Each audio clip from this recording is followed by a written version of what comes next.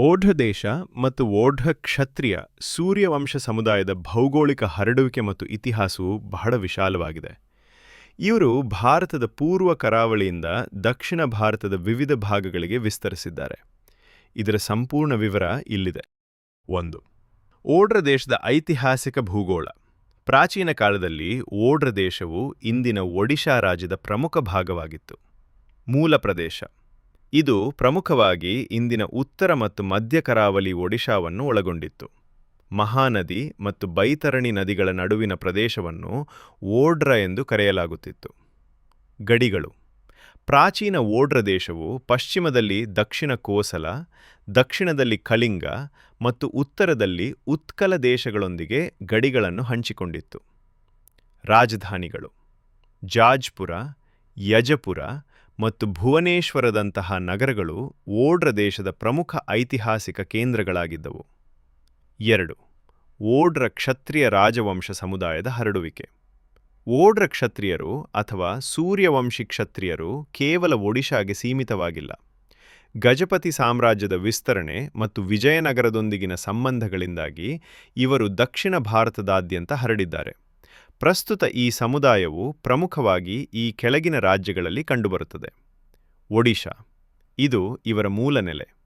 ಗಂಜಾಂ, ಪುರಿ, ಕಟಕ್ ಮತ್ತು ಖುರ್ದಾ ಜಿಲ್ಲೆಗಳಲ್ಲಿ ಇವರು ಹೆಚ್ಚಿನ ಸಂಖ್ಯೆಯಲ್ಲಿದ್ದಾರೆ.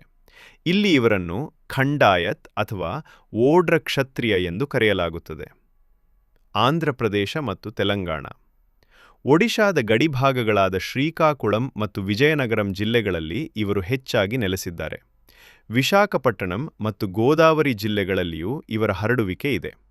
ಇಲ್ಲಿ ಇವರನ್ನು ಸಾಮಾನ್ಯವಾಗಿ ಸೂರ್ಯವಂಶ ಕ್ಷತ್ರಿಯರು ಅಥವಾ ಒಡ್ಡೆ ರಾಜುಗಳು ಎಂದು ಗುರುತಿಸಲಾಗುತ್ತದೆ. ಕರ್ನಾಟಕ ವಿಜಯನಗರ ಸಾಮ್ರಾಜ್ಯ ಮತ್ತು ಗಜಪತಿ ರಾಜರ ಕಾಲದಲ್ಲಿ ಸೈನಿಕರಾಗಿ ಮತ್ತು ಆಡಳಿತಗಾರರಾಗಿ ಕರ್ನಾಟಕಕ್ಕೆ ವಲಸೆ ಬಂದರು. ಬೆಂಗಳೂರು, ಕೋಲಾರ, ತುಮಕೂರು ಮತ್ತು ಚಿತ್ರದುರ್ಗದಂತಹ ಪ್ರದೇಶಗಳಲ್ಲಿ ಇವರು ನೆಲೆಸಿದ್ದಾರೆ.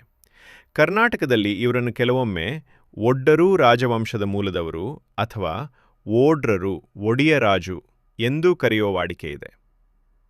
ತಮಿಳುನಾಡು.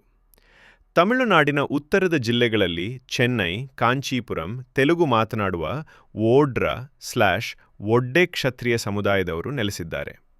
ಇವರು ವಿಜಯನಗರದ ಆಳ್ವಿಕೆಯ ಕಾಲದಲ್ಲಿ ಇಲ್ಲಿಗೆ ಬಂದು ನೆಲೆಸಿದರು ಎಂದು ಹೇಳಲಾಗುತ್ತದೆ. 3. ವಲಸೆಗೆ ಐತಿಹಾಸಿಕ ಕಾರಣಗಳು. ಗಜಪತಿ ಸಾಮ್ರಾಜ್ಯದ ವಿಸ್ತರಣೆ. ಕಪಿಲೇಂದ್ರ ದೇವ ಮತ್ತು ಇತರ ಗಜಪತಿ ರಾಜರು ದಕ್ಷಿಣ ಭಾರತದ ಕಾವೇರಿ ನದಿಯವರೆಗೂ ತಮ್ಮ ಸಾಮ್ರಾಜ್ಯವನ್ನು ವಿಸ್ತರಿಸಿದಾಗ ಓಢ್ರ ಸೈನಿಕರು ಮತ್ತು ಸೇನಾ ನಾಯಕರು ಆಯಾ ಪ್ರದೇಶಗಳಲ್ಲಿ ನೆಲೆಸಿದರು. ವೈವಾಹಿಕ ಸಂಬಂಧಗಳು. ವಿಜಯನಗರ ಮತ್ತು ಗಜಪತಿ ರಾಜವಂಶಗಳ ನಡುವಿನ ವೈವಾಹಿಕ ಸಂಬಂಧಗಳು, ಉದಾಹರಣೆಗೆ ಕೃಷ್ಣದೇವರಾಯನು ಗಜಪತಿ ರಾಜಕುಮಾರಿಯನ್ನು ವಿವಾಹವಾದದ್ದು ಜನರ ಸಂಚಾರಕ್ಕೆ ಮತ್ತು ಸಾಂಸ್ಕೃತಿಕ ವಿನಿಮಯಕ್ಕೆ ಕಾರಣವಾಯಿತು.